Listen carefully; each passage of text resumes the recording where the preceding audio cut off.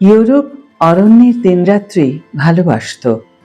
আমি আনন্দিত যে অরণ্যের দিনরাত্রি কানে প্রদর্শিত হচ্ছে। ছবিটি ভারতের বাইরে আরও ভালোভাবে প্রশংসিত হয়েছিল, এমনকি যখন এটি মুক্তি পেয়েছিল। Hi everyone, welcome back to my channel Anjana Anjania. বন্ধুরা, তোমাদের সকলকে আমার এই ছোট্ট ইউটিউব চ্যানেলে স্বাগত জানাই। সত্যজিৎ রায়ের অরণ্যের দিনরাত্রি ছবির পুনরুদ্ধারকৃত সংস্করণের প্রদর্শনীর জন্য শর্মিলা ঠাকুর কানে আছেন। শর্মিলা দ্য রে ক্লাসিক ছাড়াও সৌমিত্র চ্যাটার্জি, শুভেন্দু চ্যাটার্জি, সমিত ভঞ্জ, রবি ঘোষ, কাবেরী বোস, অপর্ণা সেন এবং সিমি গারেওয়াল প্রধান চরিত্রে অভিনয় করেছেন। ছবিটি খুবই সমসাময়িক, খুবই সুন্দর, আজও প্রাসঙ্গিক। আর কালো এবং সাদা রংটা খুব ভালো লাগছিল, জানো, বনের তীক্ষ্ণতা। শর্মিলা ঠাকুর সুভাষ কে ঝাকে বলেছিলেন, ঈশ্বরকে ধন্যবাদ, যুদ্ধ পরিস্থিতি আরও খারাপ হয়নি। যদি এমন হতো তাহলে আমি যেতাম না। আমি আনন্দিত যে অরণ্যে দিনরাত্রি কানে প্রদর্শিত হচ্ছে। ছবিটি ভারতের বাইরে বেশি প্রশংসিত হয়েছিল, এমনকি যখন এটি মুক্তি পেয়েছিল। সমগ্র ইউরোপ এটি পছন্দ করেছিল। প্যারিসে এটি দারুণ হিট হয়েছিল। যখন আমি আন্তর্জাতিক দর্শকদের সাথে ছবিটি দেখেছিলাম, তখনই রবি ঘোষ যখনই পর্দায় আসতেন তারা হাততালি দিতেন আর তারা ছবিটি খুব উপভোগ করতেন। সিমি গারেওয়ালকে একজন উপজাতি চরিত্রে অভিনয় করানো হয়েছিল। অরণ্যের দিনরাত্রি উপজাতি মেয়ের চরিত্রে সিমি গারেওয়াল। এটা কি বেশ অস্বাভাবিক ছিল না? এটা বেশ অস্বাভাবিক ছিল, কারণ সাঁওতালরা খাটো মানুষ, যেখানে সিমি লম্বা ছিল, খুব পরিশীলিত এবং খুব শহুরে। ছবিতে তাকে ওরকম দেখায়নি। মেকআপটা খুব ভালো কাজ করেছে, কিন্তু সে লম্বা ছিল। কিন্তু কেউই সত্যিই লক্ষ্য করেনি যে তার উচ্চতা কোনো উদ্বেগের বিষয়ই নয়। কিন্তু ভারতে, বিশেষ করে কলকাতায়, তারা স্পষ্টতই এর কিছু সমালোচনা করেছে। কিন্তু তার অভিনয় খুব ভালো ছিল। পুরো অভিনেতা অভিনেত্রী ছিলেন অনবদ্য। তুমি উল্লেখ করেছ যে ভারতের বাইরে এটি বেশি সমাদৃত হয়েছিল। তারা সমাজের একটি নির্দিষ্ট অংশের মূলধারা থেকে এই বিচ্ছিন্নতা বুঝতে পেরেছিল। যেমন শ্রেণীগত পার্থক্য বলতে গেলে, তারা অন্যদের চেয়ে নিজেদের একটু শ্রেষ্ঠ মনে করে। তারা ইংরেজি শব্দ ঢুকিয়ে দিত প্রমাণ করার জন্য যে তারা অন্যদের চেয়ে ভালো। সৌমিত্র যে চরিত্রে অভিনয় করছেন, অসীম, সেটাও অনেকটা এরকমই। তোমার চরিত্রের কি হবে? আমি আবারও গল্পের বিবেক। আমি আসলে পরিবর্তনের বাহক। তোমাকে ছবিটি দেখতে হবে, অন্যথায় আমি ব্যাখ্যা করতে পারবো না। আমার সাথে দেখা করার পর অন্যান্য চরিত্রগুলো একটু ভালো হয়ে ওঠে। সৌমিত্র চট্টোপাধ্যায়ের সাথে আমার একটু সম্পর্ক আছে। আমার আচরণে তার অহংকার একটু ক্ষতবিক্ষত। আমি বেশি কিছু বলি না, কিন্তু সে জানে যে আমি তার চেয়ে একটু বেশি চালাক। তাই এই দুই মহিলার কারণে তারা সবাই ভিন্ন ভিন্নভাবে পরিবর্তিত হয়। এটি খুবই সূক্ষ্ম একটি সিনেমা। আমি এর গল্পটা আসলে বলতে পারবো না। তোমার অসাধারণ শিল্পকর্মে তুমি এটাকে কোথায় রাখো? এই প্রশ্নের উত্তরে তিনি বলেন, অবশ্যই দেবী আমার তালিকার শীর্ষে, তারপর অপুর সংসার, অরণ্যে দিনরাত্রি। আমি এটিকে তৃতীয় স্থানে রাখব। চরিত্র এবং ছবিতে কাজ করার অভিজ্ঞতার কথা বলতে গেলে, ছবিতে কাজ করার আনন্দ অবশ্যই অরণ্যের দিনরাত্রি। সকল সহ অভিনেতাদের সাথে মজার অংশ। আর পালামু জায়গাটাও ছিল খুবই চ্যালেঞ্জিং একটা জায়গা। ছবিটি খুবই সমসাময়িক, খুবই সুন্দর, আজও প্রাসঙ্গিক। আর কালো আর সাদা রঙগুলো দেখতে খুব সুন্দর লাগছিল, জানো, বনের তীক্ষ্ণতা এবং সবকিছুই খুব ভালো কাজ করেছে। রে নিজেই ছবিটির শুটিং করেছিলেন? এই প্রশ্নের উত্তরে বলেন, সেই ছবিতে মানিকদা একাই অভিনয় করেছিলেন। সেই ছবিতে সুব্রত মিত্র ছিলেন না। কিন্তু আমার মনে হয় সৌমেন্দু রায় ছিলেন। সৌমেন্দু রায় সেখানে ছিলেন, কিন্তু সুব্রত মিত্র প্রথমবারের মতো সেখানে ছিলেন না। সৌমেন্দু আলো জ্বালালেন, কিন্তু ক্যামেরাটি প্রথমবারের মতো মানিকদা পরিচালনা করলেন। ওহ, এটা কেউ জানে না। এরপর তিনি একাই চলে গেলেন। তিনি নিজেই সবকিছু করছিলেন। সৌমেন্দু শুধু আলো জ্বালাচ্ছিল, কিন্তু রে ক্যামেরা চালাচ্ছিলেন। তারপর সংলাপ, তারপর পোশাক, পোশাকের পোশাক। তুমি কি বলবে রে তার বহুমুখী প্রতিভার দিক থেকে আমাদের ইতিহাসের সবচেয়ে উল্লেখযোগ্য চলচ্চিত্র নির্মাতা? এই প্রশ্নের উত্তরে তিনি বলেন, অবশ্যই। হয়তো কারণ তার কাছে সিনেমা বানানোর জন্য খুব বেশি টাকা ছিল না, এর ফলে তিনি প্রতিটি বিভাগের দায়িত্ব নিতে বাধ্য হন। অনেক বছর পর গৌতম ঘোষ অরণ্যের দিনরাত্রিকে আবার অরণ্যে পুনর্নির্মাণ করেন। হ্যাঁ, এটা মানিকদার প্রতি শ্রদ্ধাঞ্জলি। এর জন্য আমি সেরা সহ অভিনেত্রীর জাতীয় পুরস্কার পেয়েছিলাম এবং এটি বেশ প্রশংসিত হয়েছিল। তুমি কি মূল ছবিতে যে চরিত্রে অভিনয় করেছিলে সেই একই চরিত্রে অভিনয় করেছ? উত্তরে বললেন, হ্যাঁ, আমাদের সবার নাম একই ছিল। টাবু নতুন ছিল, কিন্তু অন্যথায় সৌমিত্র চট্টোপাধ্যায়, শুভেন্দু চট্টোপাধ্যায়, সমিত ভঞ্জ, যদিও তার ক্যান্সার হয়েছিল, সে মোটেও ভালো ছিল না, তবুও সে আমাদের কাস্টের অংশ ছিল। খুব অসুস্থ থাকা সত্ত্বেও তিনি কাজ করতে পেরে, আমাদের সকলের সাথে থাকতে পেরে খুব খুশি ছিলেন। আজকাল এসব কে করে? এটা অসাধারণ। এটাই ছিল তার শেষ ছবি। সে চেষ্টা করেছিল, কারণ সে এই ছবির অংশ হতে চেয়েছিল। করুণ মুখে মোনা প্রশ্ন করল, কানে এসে আমরা অরণ্যের দিনরাত্রি না দেখে ফিরে যাব? এই প্রশ্নের একটা ছোট্ট নেপথ্য কাহিনী রয়েছে। কান চলচ্চিত্র উৎসবে সিনেমা দেখতে গেলে আগে থেকে টিকিট বুক করতে হয়। রোজ সকাল 7টায় উঠে ফার্স্ট এড ফিঙ্গার্স ফার্স্ট খেলতে হয় কানের অনলাইন টিকিট সাইটে। 4 দিন ধরে টিকিট পাওয়া যায়। প্রতিদিন সকাল 6:58 শুরু হয় কাউন্টডাউন, 7টায় খোলে বুকিং সাইট। প্রতিদিন সকালে আমাদের বুলেভার্ড কার্নোর বাড়ি যেন হয়ে ওঠে শ্রীহরিকোটা। বুক ঢিপঢিপ করে, যে ছবি দেখতে চাইছি সেটা দেখতে পাবো কিনা এই নিয়ে উৎকণ্ঠা বাড়ে। ঠিক 7টার পর বড় জোর 2 মিনিট, তার মধ্যেই সব টিকিট শেষ। 19শে মে অরণ্যের দিনরাত্রির টিকিট বুক করতে আমরা 15ই মে সকালে অ্যালার্ম দিয়ে উঠলাম, কিন্তু মোনা টিকিট বুক করার আগেই সব টিকিট শেষ। করুণ মুখে মোনা প্রশ্ন করল, এসে অরণ্যের দিনরাত্রি না দেখে ফিরে যাব? ফোন করলাম শিবেন্দ্রকে। শিবেন্দ্র সিংহ দুঙ্গারপুর ফিল্ম হেরিটেজ ফাউন্ডেশনের কর্ণধার।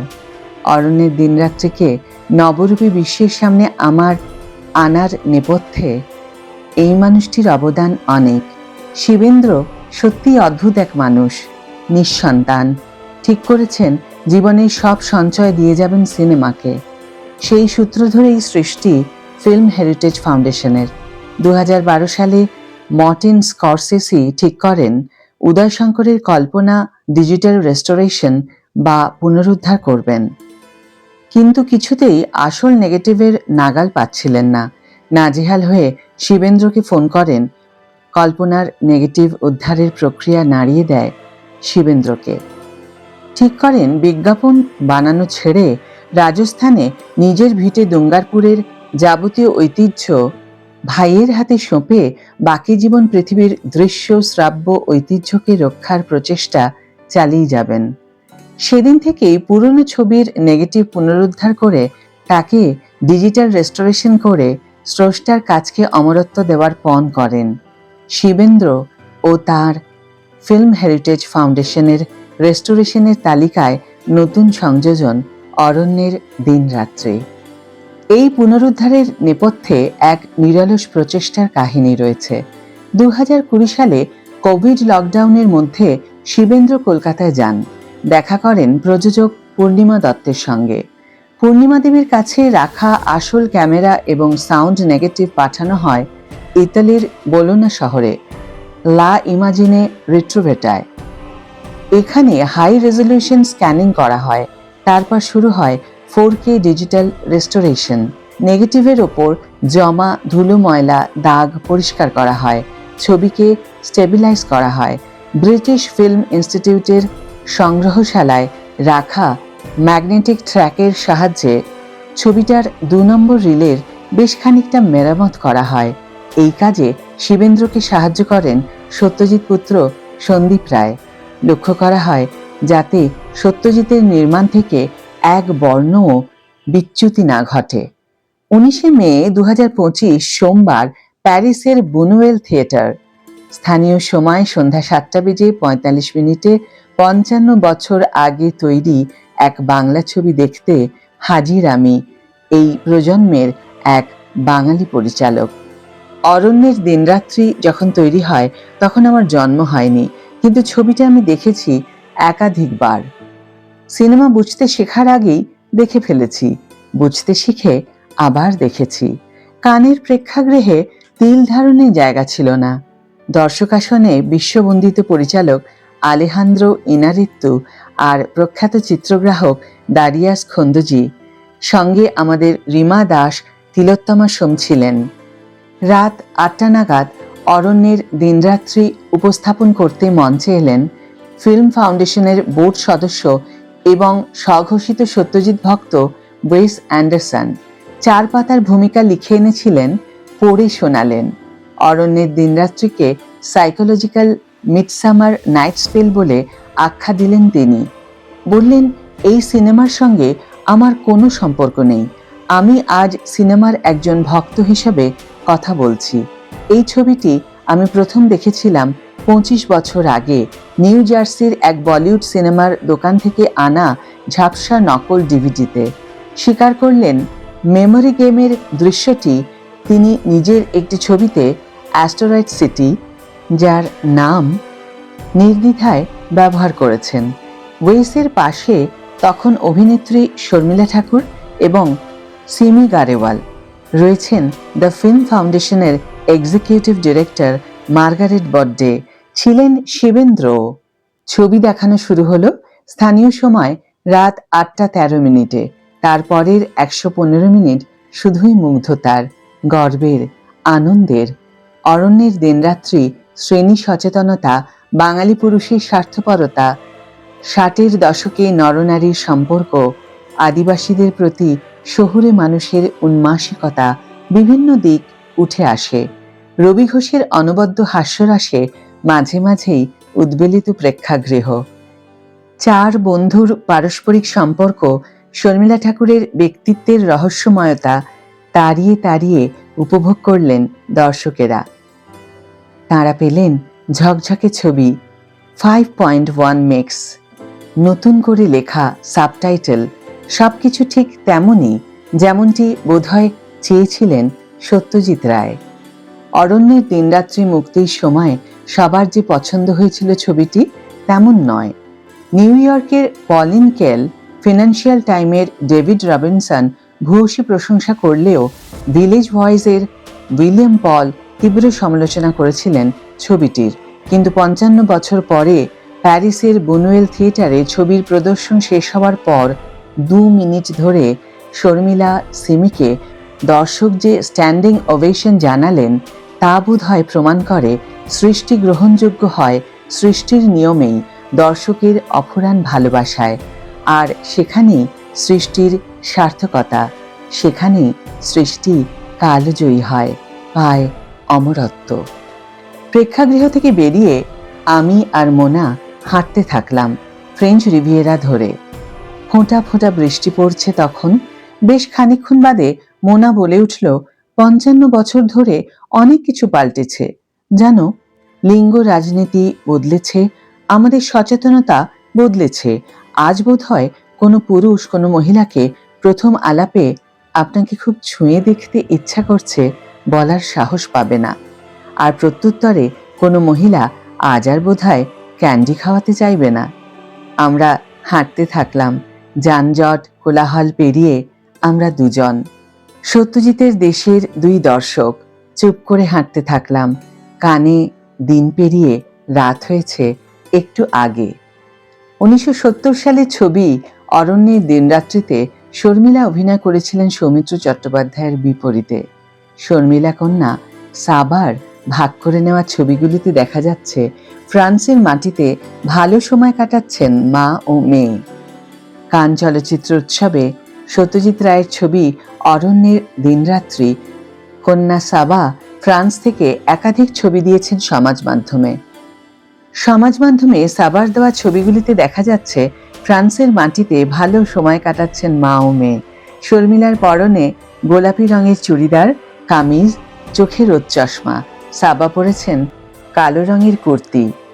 ছবি ভাগ করে নিয়ে শর্মিলা কন্যা লিখেছেন, কান চলচ্চিত্র উৎসব ২০২৫-এ আমি ও মা। এই স্মৃতি সারা জীবন উপভোগ করার মতো। সুনীল গঙ্গোপাধ্যায়ের উপন্যাস অবলম্বনে তৈরি এই ছবি আজও চলচ্চিত্র প্রেমীদের কাছে প্রাসঙ্গিক। শহুরে জীবন, ভিন্ন সামাজিক শ্রেণীকে সূক্ষ্মভাবে ছবিতে বুনেছিলেন তিনি। স্বয়ং সন্দীপ রায়ও জানিয়েছিলেন তার অন্যতম পছন্দের ছবি এটি। ১.৫ বছর আগে তিনি জানিয়েছিলেন এই ছবির প্রিন্ট নতুনভাবে পুনরুদ্ধার করা হচ্ছে। কেন এই ছবি এত প্রিয় তা নিয়েও কথা বলেছিলেন সত্যজিৎ পুত্র। তিনি বলেছিলেন, অনেক তারকার সমাবেশ এই ছবিতে। সৌমিত্র চট্টোপাধ্যায়, শর্মিলা ঠাকুর, সিমি গারেওয়াল, রবি ঘোষ, সমিত ভঞ্জ সহ সেই সময়ের প্রথম সারির তারকা অভিনেতারা কাজ করেছেন। ছবি জুড়ে বাবার সূক্ষ্ম মনস্তত্ত্বের পরিচয়, যা কখনো উচ্চকিতভাবে ছবির মূল সুরকে ছাপিয়ে যায়নি। সন্দীপ তাই অরণ্যের দিনরাত্রিকে তার বাবার অন্যতম শ্রেষ্ঠ চিত্রনাট্য বলেও দাবি করেছেন। আন্তর্জাতিক স্তরে বড় পর্দায় আরও একবার সত্যজিৎ রায়ের ছবি অরণ্যের দিনরাত্রি। ৭৮তম কান চলচ্চিত্র উৎসবে সেই ছবির স্পেশাল স্ক্রিনিংয়ে সত্যজিৎ রায়ের বড় ফ্যান আমেরিকান চিত্র পরিচালক ওয়েস অ্যান্ডারসনের সঙ্গে কানের দরবারে হাজির ছবির দুলি ও অপর্ণা, অর্থাৎ শর্মিলা ঠাকুর ও সিমি গারেওয়াল। এই বছর কান ক্লাসিক বিভাগে অরণ্যের দিনরাত্রি ছবিটির পুনরুদ্ধার করা সংস্করণ প্রদর্শিত হয়। বিশ্বের দরবারে বাংলা ছবির ইতিহাসে এদিনের সন্ধ্যায় তৈরি হল নতুন এক ইতিহাস। ছবির বিশেষ প্রদর্শনীতে কানের রেড কার্পেটে এলেন শর্মিলা ঠাকুর এবং সিমি গারেওয়াল। ঘড়ির কাঁটায় তখন ভারতীয় সময় প্রায় রাত ১০টা। এদিন কানের রেড কার্পেটে জমকালো সবুজ শাড়ি ও মেয়ে সাবার ডিজাইন করা গয়নাতে সেজে উঠেছিলেন শর্মিলা ঠাকুর। শুধু তাই নয়, মায়ের ফিল্মি ক্যারিয়ারের এই নতুন সংযোজনে সঙ্গী ছিলেন সাবাও। অন্যদিকে সিমি গারেওয়াল সেজে উঠেছিলেন শ্বেত শুভ্র পোশাকে। সুনীল গঙ্গোপাধ্যায়ের উপন্যাস অরণ্যের দিনরাত্রি অবলম্বনে ১৯৭০ সালে তৈরি হয় এই ছবিটি। ছবিতে অভিনয় করেছিলেন শর্মিলা ঠাকুর, সৌমিত্র চট্টোপাধ্যায়, সমিত ভঞ্জ, রবি ঘোষ, শুভেন্দু চট্টোপাধ্যায়, সিমি গারেওয়াল প্রমুখ। সুনীলের সেই উপন্যাসকেই নিজের মতো করে গড়ে পিঠে নিয়ে ছবি তৈরি করেছিলেন বিশ্ববরেণ্য পরিচালক সত্যজিৎ রায়।